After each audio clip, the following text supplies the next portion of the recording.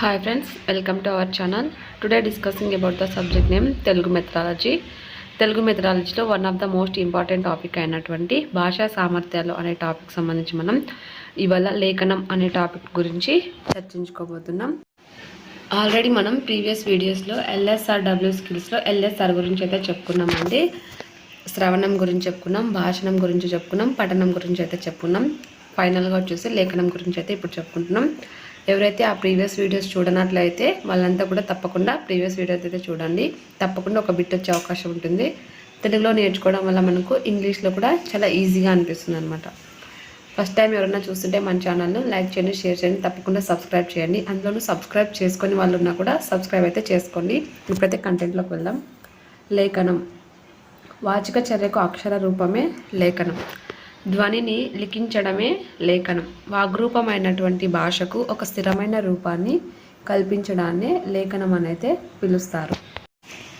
కర్ణగోచరమైన భాషకు అక్షిగోచరణను కలగచేసేది లేఖనం. కర్ణము అంటే చెవి, అంటే విన్నదాన్ని కళ్ళతో చదవడానికి, అంటే కళ్ళకు గోచరణం అంటే కళ్ళతో చదవడానికి కలగచేసేది ఏంటి అంటే లేఖనం అన్నమాట. పఠనం అనేది భాషణానికి ప్రతిబింబం అయితే పఠనం అనే పునాదులపైన నిర్మించబడినటువంటి అద్భుతమైన భవనమే లేఖనం అన్నమాట. కర్ణగోచరమైన భాషకు అక్షర గోచరణను కలిగించేది లేఖనం. పఠనం అనేది భాషణానికి ప్రతిబింబం అయితే పఠనం అనే పునాదులపైన నిర్మించబడినటువంటి అద్భుతమైన భవనమే లేఖనం. లేఖనం అనే పదం లిక్ అనే పదం నుంచి పుట్టినది. ఇలాంటి బిట్సే చాలా మటుకు అడుగుతారనమాట. లేఖనం అనే పదం లిక్ అనే పదం నుంచి వచ్చింది. దీని అర్థం రాయటం లేదా గీయటం. లిపి అనే పదం లీప్ అనే పదం నుంచి పుట్టింది. దీని అర్థం పూయటం, అద్దటం అంటే రంగులు అద్దటం లాంటి అర్థం. డిపి అనే పారశీక పదం నుంచి లిపి అనే సంస్కృత పదం పుట్టింది. ఇక్కడ డిపి అనేది ఏ భాషా పదం, లిపి అనేది ఏ భాషా పదం. లిపి అనేది సంస్కృత పదం, డిపి అనేది పారశీక పదం. ఈ డిపి అనే పారశీక పదం నుంచి లిపి అనే సంస్కృత పదం పుట్టిందని చెప్పొచ్చు. అలా చెప్పిన వ్యక్తి ఎవరు అంటే బర్నెల్ అన్నమాట. లిపి అనే పారశీక పదం నుంచి లిపి అనే సంస్కృత పదం పుట్టింది అని చెప్పినది బర్నెల్ అన్నమాట. సంస్కృత శబ్దమైన లిపి నుంచే పారశీక శబ్దమైనటువంటి డిపి ఏర్పడిందని వాదించిన పారశీక భాషావేత్త ఎవరంటే కోసోవిక్ స్పైగల్. సంస్కృత శబ్దమైన లిపి నుంచే పారశీక శబ్దమైనటువంటి డిపి ఏర్పడిందని వాదించిన మన పారశీక భాషావేత్త ఎవరంటే కోసోవిచ్ స్పైగల్. రాత నేర్పడం అనేది చాలా కష్టమైన చర్య అని చెప్పినది రైబర్న్.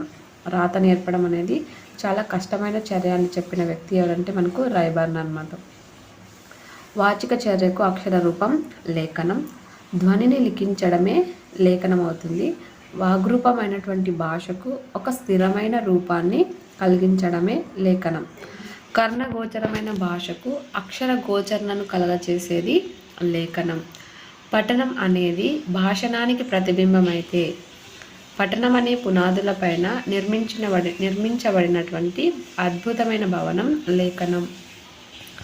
లేఖనం అనే పదం లిక్ అనే పదం నుంచి పుట్టినది. దీని అర్థం గీయడం లేదా రాయడం అని వస్తుంది. లిపి అనే పదం లిప్ అనే పదం నుంచి పుట్టింది. దీని అర్థం గీయడం, రాయడం. నెక్స్ట్ వచ్చేసి లిపి అనే పదం లీప్ అనే పదం నుంచి పుట్టింది. దీని అర్థం పూయడం లేదా అద్దడం అనేది వస్తుంది అనమాట. డిపి అనే పార్షిక పదం నుంచి లిపి అనే సంస్కృత పదం ఏర్పడింది. డిపి అనే పార్షిక పదం నుంచి లిపి అనే సంస్కృత పదం పుట్టింది అని చెప్పినది మనకు బర్నెల్ అనే శాస్త్రవేత్త. నెక్స్ట్ వచ్చేసి సంస్కృత శబ్దమైనటువంటి లిపి నుంచే మన పారశీక శబ్దమైనటువంటి డిపి ఏర్పడిందని వాదించిన పారశీక భాషావేత్త వచ్చేసి కోసోవిచ్ స్పైగల్. ఈ ఇద్దరు వచ్చేసి మనకు సంస్కృత శబ్దమైనటువంటి లిపి నుంచే పారశీక శబ్దమైనటువంటి డిపి ఏర్పడిందని వాదించిన పారశీక భాషావేత్తలు ఎవరంటే కోసోవిచ్ స్పైగల్. రాత నేర్పడం అనేది చాలా కష్టమైన చర్య అని చెప్పినది రైబర్న్. ఇక్కడ వచ్చేసి మెయిన్ ఇంపార్టెంట్ థింగ్ ఏంటంటే లేఖనం అనే పదం లిక్ అనే పదం నుంచి పుట్టింది. దీని అర్థం గీయడం లేదా రాయడం. లిపి అనే పదం లిప్ అనే పదం నుంచి పుట్టింది. దీని అర్థం పూయడం, రంగులద్దడం లాంటి అర్థాలు వస్తాయి. డిపి అనే పదం ఏ భాష పదం అంటే పారశీక పదం. లిపి అనేది ఏ భాష పదం నుంచి వచ్చిందంటే సంస్కృత భాషా పదం నుంచి వచ్చింది. ఈ డిపి అనే పారశీక పదం నుంచి లిపి అనే సంస్కృత పదం వచ్చిందని చెప్పినది మనకు బర్నెల్. సంస్కృత శబ్దమైనటువంటి లిపి నుంచే పారశీక శబ్దమైన లిపి ఏర్పడిందని వాదించిన మన పారశీక భాషావేత్త కోసోవిచ్ స్పైగల్ అని నేర్చుకున్నాం. రాత నేర్పడం అనేది చాలా కష్టమైన చర్య అని మనకు రైబర్న్ అయితే అంటాడు. భాషా నైపుణ్యాలలో అతి ముఖ్యమైనది వచ్చేసి లేఖనం. భాషా నైపుణ్యాలన్నింటిలో అన్నింటికంటే కష్టమైనది వచ్చేసి లేఖనం అని చెప్పినది రైబర్న్. ఈయన రాత నేర్పడం కష్టము అంటాడు. ఈ భాషా నైపుణ్యాల 4ంటిలో కష్టమైనది కూడా లేఖనమే అని చెప్పినది రైబర్న్. మొత్తానికి లేఖనం అనేది కష్టం అని చెప్పినది రైబర్న్. తన లేఖనం బాగా లేదని ఆత్మకథలో బాధపడినది మహాత్మా గాంధీజీ. అందమైన చేతి వ్రాతకే కాలిగ్రఫీ అని పేరు కలదు. భావాన్ని చెడకుండా సంక్షిప్తీకరించి రాయటాన్ని స్టెనోగ్రఫీ అని అయితే పిలుస్తారు. భావం చెడకుండా సంక్షిప్తీకరించి రాయటాన్ని స్టెనోగ్రఫీ అని పిలుస్తారు. అది అందమైన చేతి రాతకి కాలిగ్రఫీ అని అయితే పేరుంటుంది. భావితరాల వారికి వారసత్వ సంపదగా భాషను అందించేది లేఖనం. ప్రాచీన సాహిత్య విశేషాలను తెలియజేసేది లేఖనం అన్నమాట. ప్రాచీన సాహిత్య విషయాలను వాటిలో ఉన్నటువంటి విశేషాలను తెలిపేది లేఖనం. భావితరాల వారికి వారసత్వ సంపదగా భాషను అందించేది లేఖనం. భావం అనేది చెడకుండా సంక్షిప్తీకరిస్తూ రాయటాన్ని స్టెనోగ్రఫీ అని అయితే పిలుస్తారు. అందమైనటువంటి చేతి వ్రాతకే కాలిగ్రఫీ అని అయితే పేరు కలదు. ఇది వచ్చేసి అడగడానికి ఆస్కారం ఉన్న బిట్టు. తన లేఖనం బాగా లేదని ఆత్మకథలో బాధపడినది ఎవరు అంటే మహాత్మా గాంధీ అండి. తన లేఖనం బాగా లేదని ఆత్మకథలో బాధపడిన వ్యక్తి ఎవరంటే మహాత్మా గాంధీ. భాషా నైపుణ్యాలు అన్నింటికంటే కష్టమైన లేఖనం అని చెప్పినది రైబర్న్ అన్నమాట. భాషా నైపుణ్యాలలో అతి ముఖ్యమైనది వచ్చేసి లేఖనం అండి. రాత నేర్పడం అనేది చాలా కష్టమైన చర్య అని చెప్పినది రైబర్న్ అన్నమాట. నెక్స్ట్ వచ్చేసి డిపి అనే పారశీక పదం నుంచి లిపి అనే సంస్కృత పదం పుట్టింది అని చెప్పినది మనకు బర్నెల్. ఇక్కడ బర్నెల్ వేరు, రైబర్న్ వేరు, గుర్తుపెట్టుకోండి. సంస్కృత శబ్దమైనటువంటి లిపి నుంచే పారశీక శబ్దమైనటువంటి డిపి ఏర్పడిందని వాదించిన మన పారశీక భాషావేత్త వచ్చేసి కోసోవిచ్ స్పైగల్.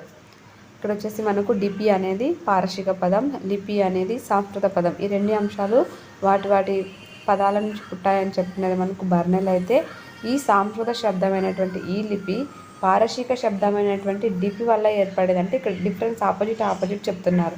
అలా ఏర్పడిందని చెప్పినది కోసోవిచ్ స్పైగల్. కోసోవిచ్ స్పైగల్కి ఆపోజిట్ బర్నెల్ అనమాట. ఆ విధంగా అయితే గుర్తుపెట్టుకోండి. రాత నేర్పడం కష్టము, మళ్ళీ అన్ని నైపుణ్యాలలోకెలా రాతనే కష్టం అని చెప్పినది రైబర్న్ అండి. నెక్స్ట్ వచ్చేసి లేఖన నైపుణ్యం, దాని లక్షణాలు చూసినట్టయితే విద్యార్థుల దృష్టిలో ఉండవలసిన లేఖన లక్షణాలు ఈ విధంగా అయితే ఉన్నాయి. అది ప్రాథమిక స్థాయిలో ఏ విధంగా ఉంది, మాధ్యమిక స్థాయిలో ఏ విధంగా ఉంది, ఉన్నత స్థాయిలో ఏ విధంగా ఉందో చూద్దాం. విద్యార్థుల దృష్టిలో ఉండవలసిన లేఖన లక్షణాలు ఈ విధంగా ఉంటాయి. ప్రాథమిక స్థాయిలో స్పష్టంగా రాయాలి, లిపి దోషాలు లేకుండా రాయాలి, అక్షరాలు పదాల మధ్య సమదూరం ఉండేటట్లు రాయడం, సముచిత వేగంతో రాయటం. ఇవన్నీ వచ్చేసి ప్రాథమిక స్థాయిలో ఉన్నటువంటి లక్షణాలు అన్నమాట. అదే ప్రాథమికోన్నత స్థాయిలో అయితే ప్రాథమిక స్థాయి లక్షణాలతో పాటు ఆ సమతను పాటించడం అవసరం. విరామ చిహ్నాలను పాటిస్తూ రాయడం, పేరాలుగా రాయటం వల్ల చాలా అందంగా కనిపిస్తుంది. సో పేరాలుగా రాయటం మరియు అందంగా రాయటం ప్రాథమికోన్నత స్థాయి లక్షణాలు. లేఖన నైపుణ్య లక్షణాలు ప్రాథమిక స్థాయి, ప్రాథమికోన్నత స్థాయి లక్షణాలు అయితే చూసాం. వీటి గురించి క్షుణ్ణంగా తెలుసుకున్నట్టయితే స్పష్టంగా రాయడం అంటే ప్రైమరీ స్టేజ్ పిల్లలు అక్షరాలను అక్కడ స్పష్టంగా రాయడం అనేది నేర్పించడం వల్ల ప్రాథమికోన్నత స్థాయి, ఉన్నత స్థాయిలో ఇంకా మంచిగా రాయటం అనేది డెవలప్ అవుతుంది అన్నమాట. నెక్స్ట్ లిపిలో అంటే రాయటంలో ఎటువంటి దోషాలు ఉండకుండా చూడాలి. అక్షరాలకి పదాలకి మధ్య సమాన దూరం ఉండేటట్లు చేయాలి అన్నమాట. ఇంకా వచ్చేసి సముచిత వేగంతో రాయాలంటే ఒకసారేమో ఫాస్ట్గా రాసి ఒకసారి నిదానంగా రాయటం కాకుండా సముచిత వేగంతో రాయాలి. అక్షరాలకి పదాలకి మధ్య సమానమైన గ్యాప్ ఉండాలన్నమాట. నెక్స్ట్ ప్రాథమికోన్నత స్థాయిలో సేమ్ పై లక్షణాలన్నింటినీ పాటిస్తూ ఆ సమతను పాటించడం అవసరం. విరామ చిహ్నాలను పాటిస్తూ రాయడం, పేరాలను రాయాలి కానీ ఎలా ఉండాలంటే అందంగా ఉండాలి. ఆ విధంగా రాయటం అయితే అవసరం. ఈ విధంగా మనం ప్రాథమిక స్థాయి, ప్రాథమికోన్నత స్థాయి అంశాల గురించి అయితే తెలుసుకున్నాం. నెక్స్ట్ వచ్చేసి ఉన్నత స్థాయి. ప్రాథమిక మరియు ప్రాథమికోన్నత స్థాయిలో లక్షణాలతో పాటు సందర్భానుసారంగా రాయటాన్ని ఇక్కడ ఉన్నత స్థాయిలో నేర్చుకుంటాం అన్నమాట. ప్రాథమికోన్నతలో పాటు సందర్భానుసారంగా రాయటాన్ని, ప్రక్రియలకు అనుగుణంగా రాయటాన్ని ఉన్నత స్థాయిలో నేర్చుకుంటాం. జాతీయాలు, నుడికారాలు, సామెతలను ఉపయోగిస్తూ రాయటం ఉన్నత స్థాయిలో ఏర్పడుతుంది. సృజనాత్మకంగా రాయటం, విమర్శనాత్మకంగా రాయటం కూడా మనకి ఇక్కడే కనిపిస్తుంది. భావానుగుణమైన భాషలో రాయటం విద్యార్థులు అభ్యసనం చేయాలి. ఉన్నత స్థాయి విద్యార్థులు ప్రాథమిక మరియు ప్రాథమికోన్నత స్థాయిలోని లక్షణాలతో పాటు సందర్భానుసారంగా రాయటం, ప్రక్రియలకు అనుగుణంగా రాయటం నేర్చుకోవాలి. జాతీయాలు, సామెతలు, నుడికారాలను ఉపయోగిస్తూ రాయాలి. సృజనాత్మకంగా రాయటం, విమర్శనాత్మకంగా రాయటం కూడా నేర్చుకోవాలి. నెక్స్ట్ వచ్చేసి భావానుగుణమైన భాషతో రాయటం విద్యార్థులు అభ్యసించేటట్టు ఉపాధ్యాయులు చూడాలన్నమాట. ఈ విధంగా మనం ఈ వీడియోలో లేఖనానికి సంబంధించి పార్ట్ 1 అయితే చూసాము. నెక్స్ట్ వచ్చేసి పార్ట్ 2 వీడియో లేఖనం, బోధనా పద్ధతులు అనే టాపిక్ సంబంధించి పార్ట్ 2 వీడియో అయితే చేయడం జరుగుతుంది.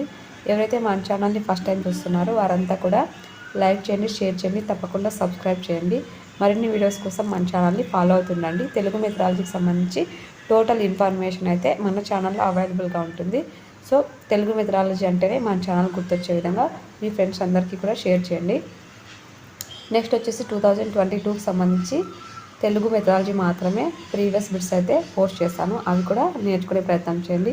ఆల్రెడీ 2024కి సంబంధించి న్యూ ఎడిషన్ పోస్ట్ చేస్తున్నాను ఒక 5 వీడియోలు. అవన్నీ కూడా చూసి ప్రాక్టీస్ బిట్స్ అయితే నేర్చుకోండి. ఇప్పుడు వచ్చేసి లేఖనం, బోధనా పద్ధతులు అనే టాపిక్ వచ్చేసి మనం నెక్స్ట్ లేఖనానికి సంబంధించి పార్ట్ 2లో అయితే చూస్తారు. ఎవరు కూడా మిస్ అవ్వద్దు. ఈ భాషా సామర్థ్యాలు అనే టాపిక్ వచ్చేసి చాలా చాలా ఇంపార్టెంట్. దీనికి సంబంధించిన అంశాలన్నీ కూడా నేర్చుకోండి. ఇక్కడ నేర్చుకోవడం వల్ల మనకు తెలుగు మెథడాలజీలో చాలా యూస్ఫుల్గా అయితే ఉంటుంది. లేఖనానికి సంబంధించి అయితే నెక్స్ట్ వచ్చే వీడియో చాలా ఇంపార్టెంట్ అనమాట. ఆల్రెడీ మనం శ్రవణానికి సంబంధించి నేర్చుకున్నాం, భాషణానికి సంబంధించి నేర్చుకున్నాం, పఠనానికి సంబంధించి కూడా నేర్చుకున్నాం. పఠనానికైతే 3 పార్ట్స్గా వీడియోస్ అయితే చేయడం జరిగింది. ఏ అంశాన్ని కూడా మిస్ అవ్వద్దు. మన ప్రీవియస్ వీడియోస్ అన్నీ కూడా చూసినట్టయితే భాషా సామర్థ్యాలకు సంబంధించి ఒక ప్లేలిస్ట్ అయితే తయారు చేయడం జరిగింది. అందులో వెళ్ళి చూస్తే భాషా సామర్థ్యాలకు సంబంధించి కంప్లీట్ ఇన్ఫర్మేషన్ అయితే మీకు లభిస్తుంది. ఎవరు కూడా మన ఛానల్ని ఎంకరేజ్ చేయటం లేదండి. చాలా తక్కువ సబ్స్క్రైబర్స్ అయితే ఉన్నారు. చాలామంది సబ్స్క్రైబ్ అయితే చేయకోకుండా చూస్తూనే ఉన్నారు, కానీ సబ్స్క్రైబ్ అయితే చేయట్లేదు. మీ సబ్స్క్రైబ్ మాకు ఎంతో అవసరం. So please do subscribe, don't forget it.